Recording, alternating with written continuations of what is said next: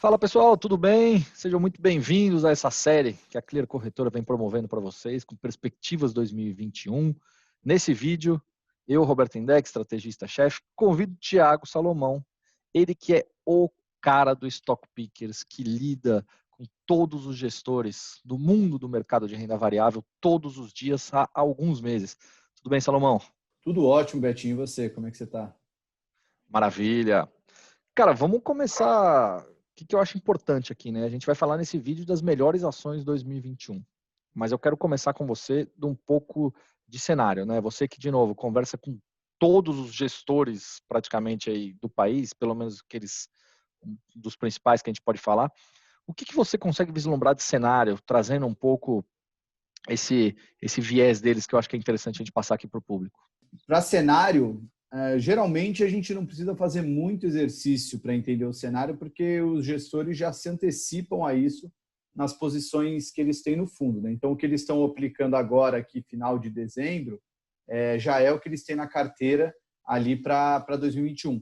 Mas teve um grande evento aí que está acontecendo, que já está movimentando os mercados desde novembro, em especial desde depois das eleições americanas, e deve impactar os mercados ainda ao longo de 2021, que é o tal da rotação, ou rotation, né? Para quem gosta de ser um aspirante a Faria Limer, quer usar os termos aí.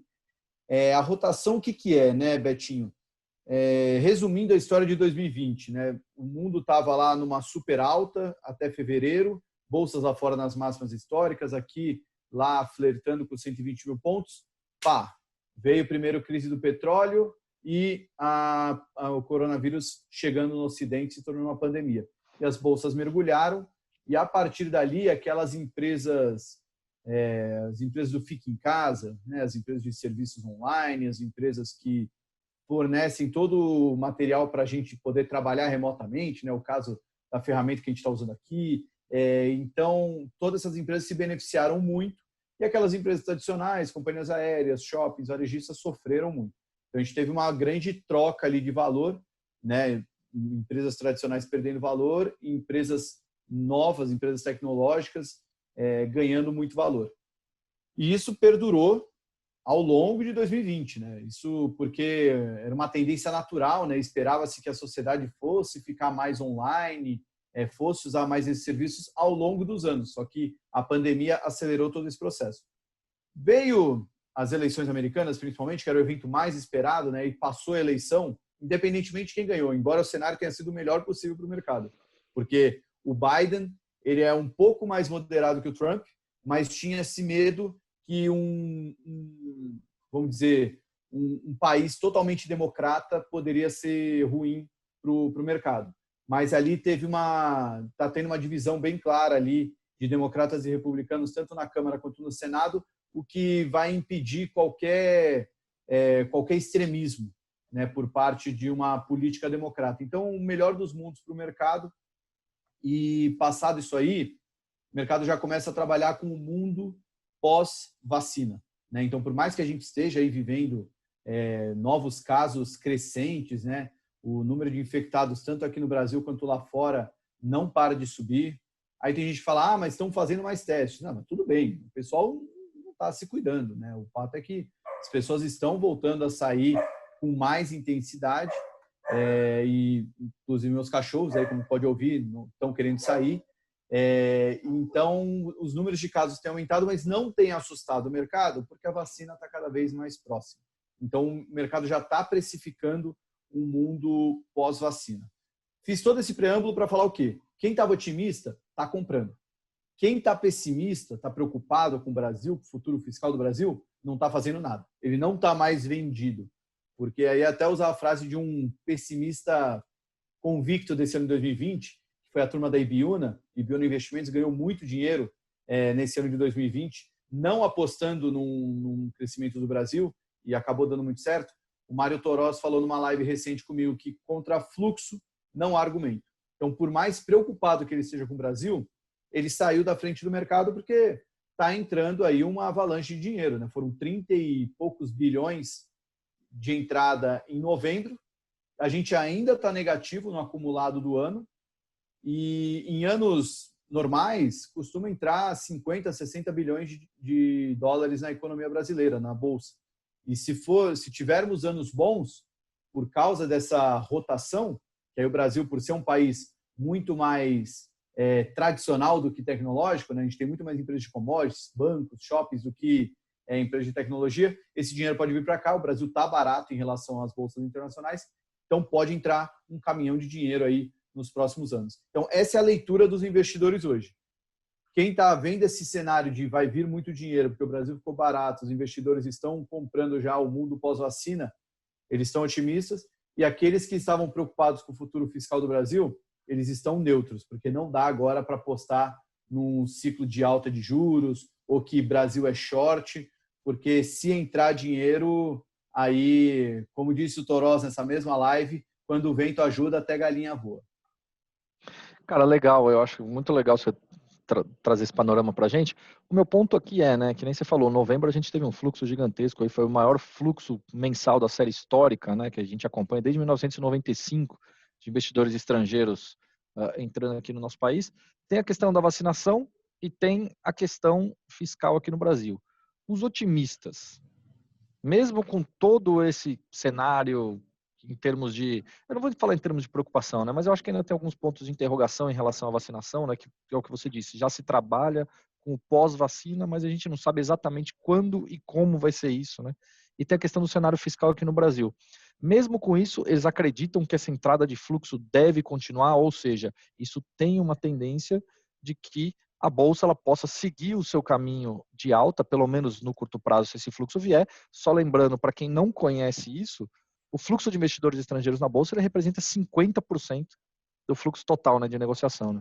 Assim, o que eu acho perigoso do mercado hoje, não perigoso, mas é que essa dúvida do mercado sobre a vacina não existe mais.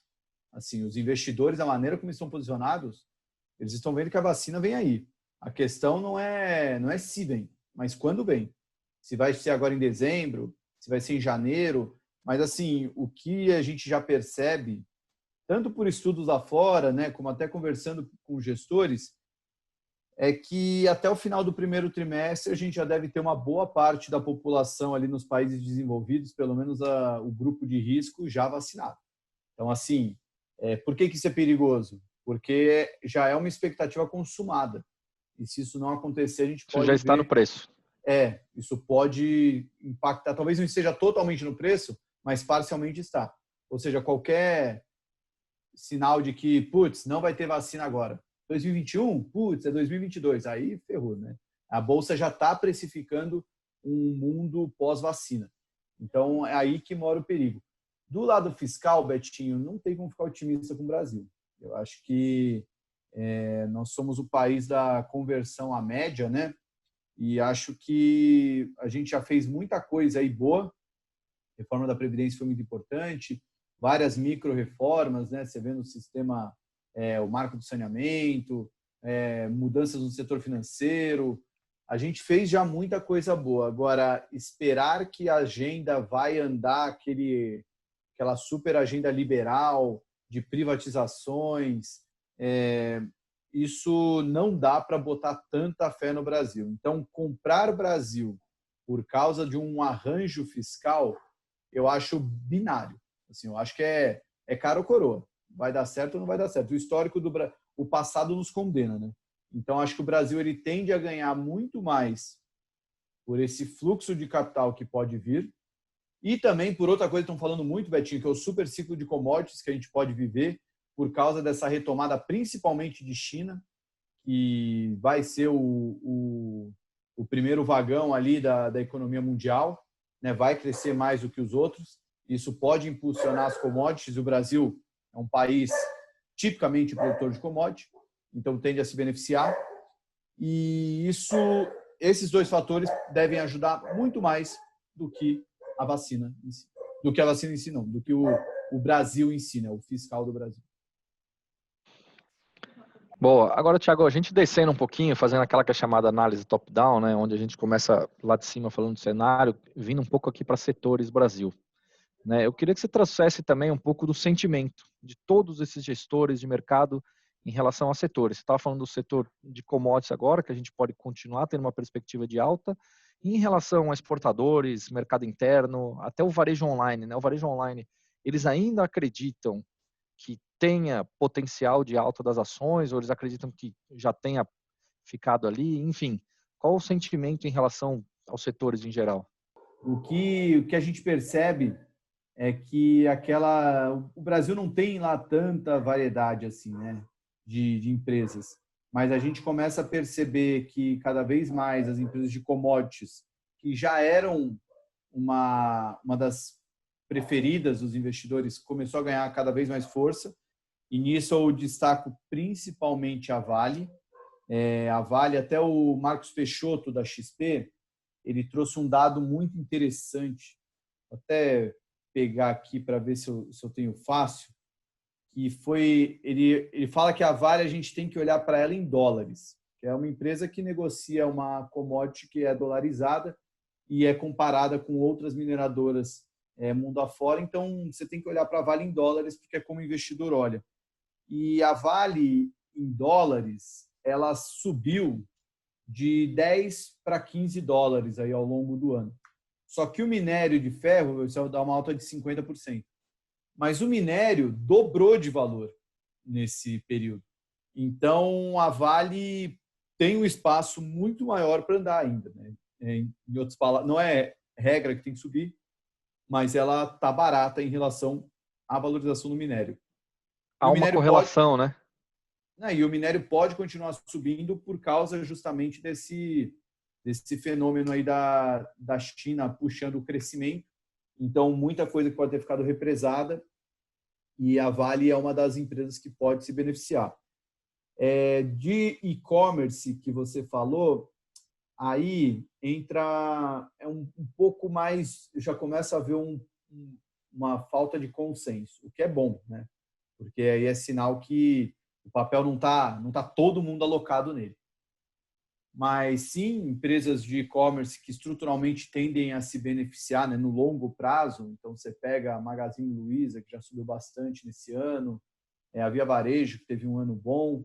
Essas empresas podem se beneficiar no longo prazo, mas uma análise que eu ouvi do Paulo de Sora, da RPS, e eu achei muito curiosa, que é sobre o fato do Brasil ter crescido muito esse ano no lado de consumo por causa dos incentivos que o governo deu, aquela assistência emergencial, e sem entrar muito no detalhe micro, mas uma certa faixa da população brasileira, por conta do auxílio emergencial que teve, e não teve a renda zerada, né, ele não perdeu o emprego, só teve uma renda diminuída, a soma da renda com o auxílio emergencial era maior do que a renda que ele tinha antes da crise.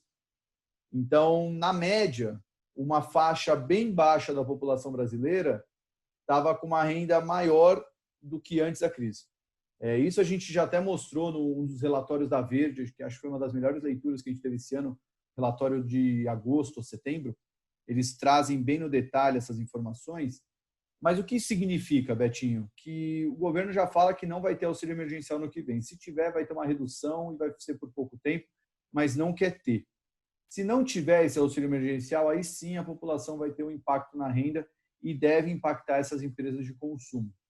Então, e o problema disso é que essas empresas já estão mais caras na Bolsa Brasileira.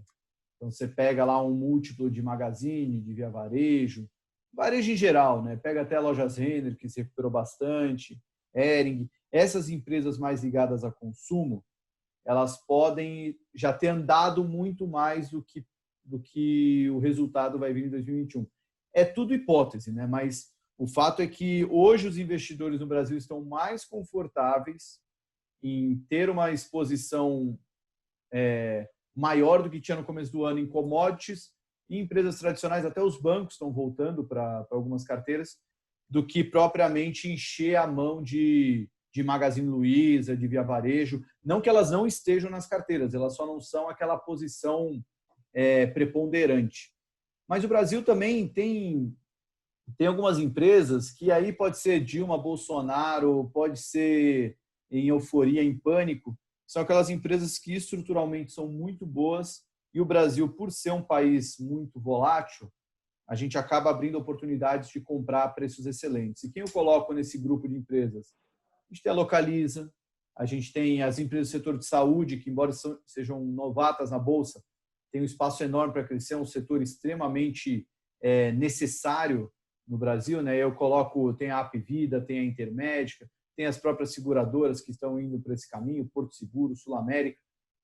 Então, a gente tem ali um grupinho de empresas de qualidade que sofreram na crise e abriram uma excelente oportunidade de compra. Ainda é uma oportunidade de compra? Assim, já subiu, pegando a Localiza, por exemplo, ela já saiu de R$ 22 lá do pior momento da crise para 63, ela quase triplicou de valor. Né? Pré-crise ela valia 55. Mas nesse meio do caminho ela se juntou com a segunda colocada do mercado, né? A Locamérica. Então, ela tem um espaço para crescer estruturalmente. Dito tudo isso, acho que as preferências hoje estão mais nas empresas de valor do que naquelas empresas de crescimento, mas a carteira do investidor de ações, o stock picker nato, vai ter um pouquinho de tudo. Né? Acho que é muito mais a predileção, ter mais commodities, mais empresas que ficaram para trás ali e colocar um pouco mais disso no lugar das empresas que já andaram bastante. Legal, eu queria entrar em dois setores específicos aqui, né? Um você chegou a tocar, que é o setor de bancos, especialmente vamos falar dos grandes bancos, né? Não vamos falar do segmento como um todo, porque eu acho que tem algumas diferenciações aí em termos de segmentação que a gente tem visto nos últimos meses. Então, falar dos grandes bancos que ficaram meses parados e aí em novembro começaram a andar, andaram muito forte em novembro. E inclusive ainda em 2020, a gente está gravando esse vídeo aqui no dia próximo de meados ali de dezembro, a gente viu que ainda os grandes bancos ainda trabalham com rentabilidade negativa que eu digo para o investidor final em 2020, sendo que muitos papéis se valorizaram muito forte, né? E mesmo com os grandes bancos subindo 20%, 25% no mês de novembro e também um pouco mais ainda no mês de dezembro. Então, eu queria a sua percepção e o que é trazido do sentimento dos gestores para os grandes bancos e depois eu quero entrar num outro setor específico que muita gente também tem buscado informação. Tá, de bancos, vamos lá. Vou pegar aqui, só estou olhando aqui o Itaú, que acaba sendo uma proxy boa para o setor, mas o Itaú começou o ano valendo ali seus R$ 36. No pior momento da crise, caiu para 20, 45% de queda. Aí, ali em junho, eles voltaram para 28. Ali teve uma alta de 40%. Aí ele lateralizou até começo de agosto. Aí de agosto até outubro, que o mercado deu aquela azedadinha, os bancos caíram 20%, foram lá para 22%. Então essa alta que a gente viu em novembro, embora tenha sido muito forte, na verdade a gente voltou para aqueles patamares ali de maio. Foi mais para a segunda metade de novembro que a gente começou a subir, passar por esse patamar, e agora está indo num movimento, quase uma escada rolante ali, subindo de maneira calma e tranquila, mas voltando ali para os R$ 31, olhando para Itaú. Né? De 31 para 36, precisaria subir aí uns 18% para voltar aos patamares do começo do ano. O que acontece com os bancos? Estruturalmente é um perdedor. Né? Um perdedor no sentido de que o Banco Central já abriu as barreiras para competidores entrarem nos seus diversos segmentos de atuação. E aí, hoje, ninguém investe via banco, investe via Clear, Rico, XP. Ninguém mais tem cartão de banco, né? As pessoas cada vez mais têm o cartão de uma fintech, de um banco digital. O banco ele vem sendo atacado em várias frentes e estruturalmente, isso pode demorar 1, 2, 5, 10 anos, mas estruturalmente é um setor que vai ter perdas de rentabilidade. Né? Vários lugares, ou ele vai perder mercado, ou ele vai ter que diminuir suas margens para não perder esse mercado. E aí podem falar, mas bancos eles são espertos, eles vão se movimentar, não é mais assim. Né? Banco antes, qual era a melhor estratégia de defesa do banco? Você está roubando meu mercado? Te comprei, me incorporei a mim e pronto.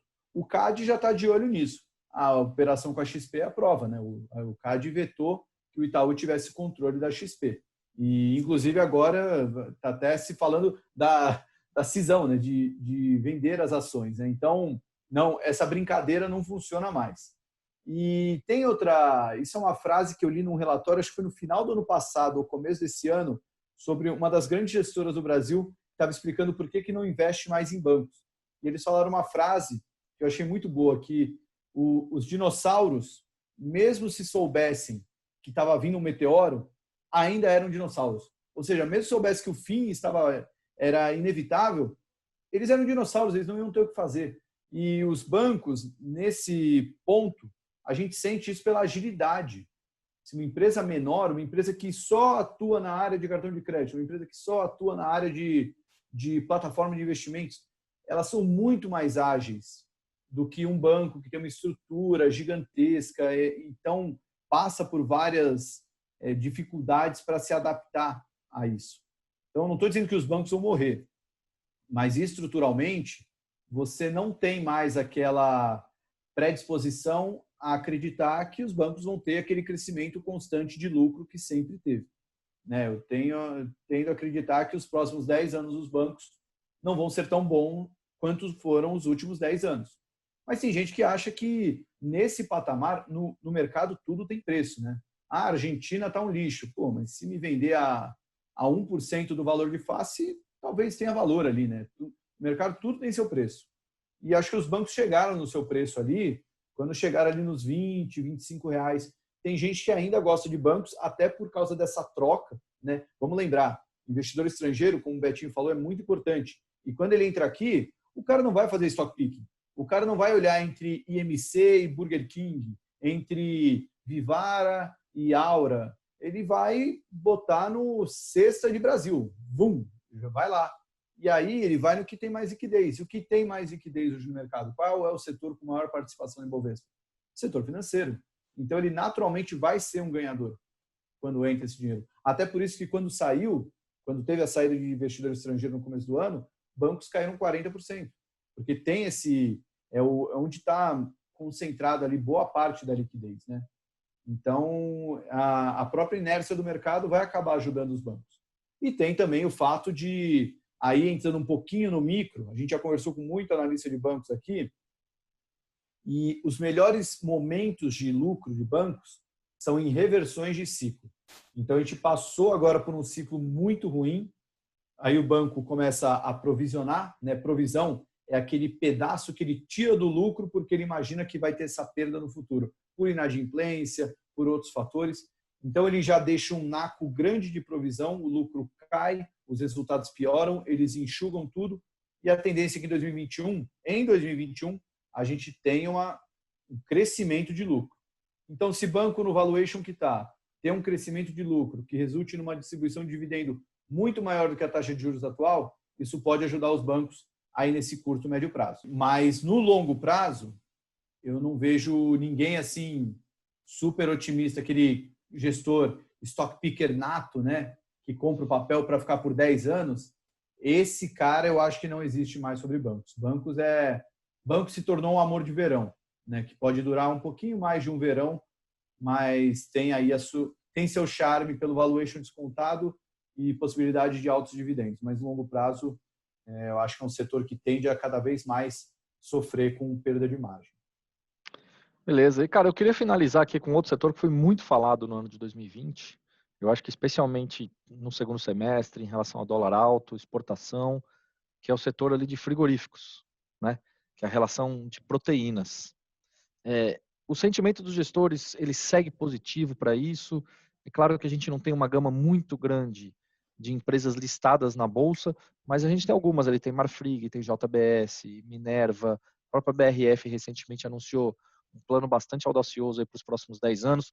Enfim, tem algum sentimento em relação a isso? Olha, Betinho, esse é um setor muito errático, né, na nossa Bolsa, porque são 4 empresas principais, a Marfrig, a BRF, a JBS e a Minerva. E você, diferente de olhar um Itaú, Bradesco, Banco do Brasil, os gráficos são completamente diferentes. Né? São empresas que têm a sua dinâmica própria.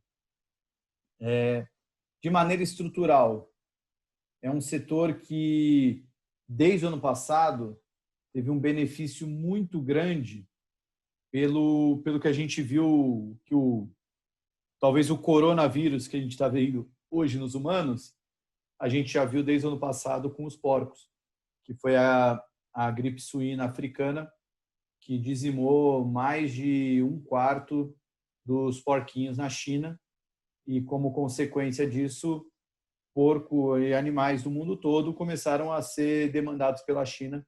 Isso provocou uma alta nos preços e um resultado excelente para as empresas do setor no ano passado. Nesse ano, você vê que todas elas não estão tendo um ano muito bom, né? Nesse ano que está acabando. A BRF ali está com seus mais de 30% de queda. A JBS também não se recuperou ali dos patamares. A JBS talvez seja a empresa mais lateralizada aí, né? Ela chegou a se recuperar em maio e de maio para cá ela ficou ali encaixotada entre 19 e 24 reais, bate e volta, não sai do lugar ali, está em queda ainda no ano. A Minerva talvez tenha sido a que mais chegou perto de se recuperar, né? Que ela voltou quase que tudo que caiu, mas agora a partir de setembro, principalmente, ela começou a cair mais. E a Marfrig, assim como a Minerva, ela teve uma queda no curto prazo, mas foi a melhor empresa delas, né? Porque no começo do ano ela valia 12, 13 reais, caiu para 6 e em agosto já estava 17, né? Ela já tinha passado disso. Hoje ela está 14 reais, é a única empresa delas que está em alta. O que os gestores olham para esse setor? Primeiro, tem que pensar que é um setor muito complicado, margens muito apertadas. Exportadoras são beneficiadas pelo fato do dólar e tudo mais, mas tem aquele problema de empresas que operam em um determinado mercado e tem um custo diferente da sua moeda, né? Então, as empresas exportadoras não sofrem muito com isso, porque o custo dessas empresas de frigorífico muitas vezes está atrelado ao dólar, né? Milho, semente para os animais, né? E quando a empresa não tem a exportação como algo muito forte ali, quando tem esse descasamento, é algo que o gestor não gosta muito. E tem que lembrar que no Brasil, essas empresas não têm um passado muito bom, né? O episódio da carne fraca, o JBS principalmente, o Joesley Day, né? A BRF e também todo o passado ali com a Tarpon, que não acabou tendo uma execução muito ruim lá dentro. A Marfrig com o BNDES. Então, são empresas que gestores não ficam tão confortáveis em carregar por muito tempo. Dessas aí, a que eu mais vejo alguns gestores falar é a JBS, por ser a maior delas, por ter uma exposição maior ao mercado internacional, mas para fazer um call macro, né, pensando em dólar, eu vejo gestores muito mais confortáveis com uma exportadora raiz mesmo, né, que é mais atrelado ao dólar e tem menos esses problemas, que é o caso de uma Suzano, por exemplo, do que propriamente os frigoríficos. Frigoríficos tem outro ponto importante, né, Betinho? ESG veio para ficar e é um setor que acaba sendo muito alvo disso por causa do impacto ambiental que provoca a pecuária, né? Não é só maus tratos aos animais, mas é também a questão ambiental. Então, tem muito que ver o que as empresas estão fazendo para compensar isso, né? JBS e Marfrig anunciaram uma série de medidas visando se tornar uma empresa mais verde, que traga mais benefícios para a sociedade, não só no lado ambiental, como no lado social também, né? Para amenizar os efeitos que a pecuária provoca. Então, isso também é algo que pode represar um pouco desse investimento nas empresas do setor, né?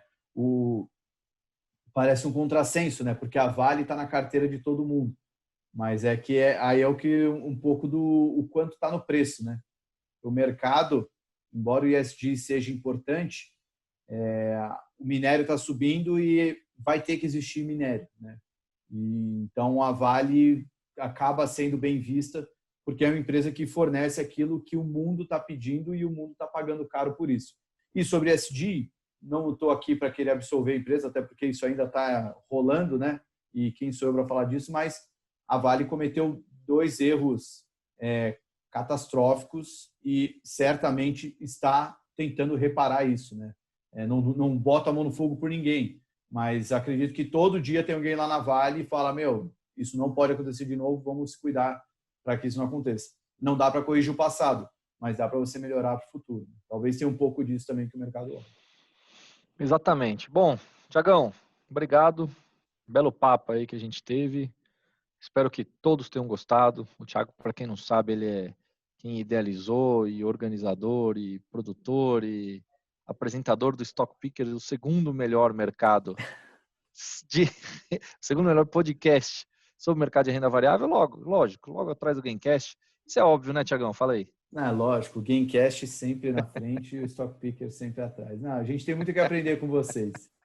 E que 2021 a gente possa falar de futebol de uma maneira mais leve, né? Porque esse ano de 2020 ninguém ganhou nada, né? Nenhum campeonato vai acabar esse ano.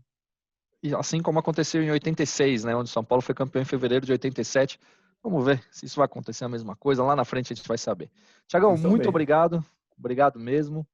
Um grande abraço a todos. Não se esqueçam de se inscrever aqui no nosso canal para acompanhar não só esses vídeos sobre perspectivas 2021, assim como acompanhar todo o nosso lado educacional que a gente proporciona a todos os clientes e investidores da Clear. Grande abraço e até o próximo vídeo. Tchau, tchau.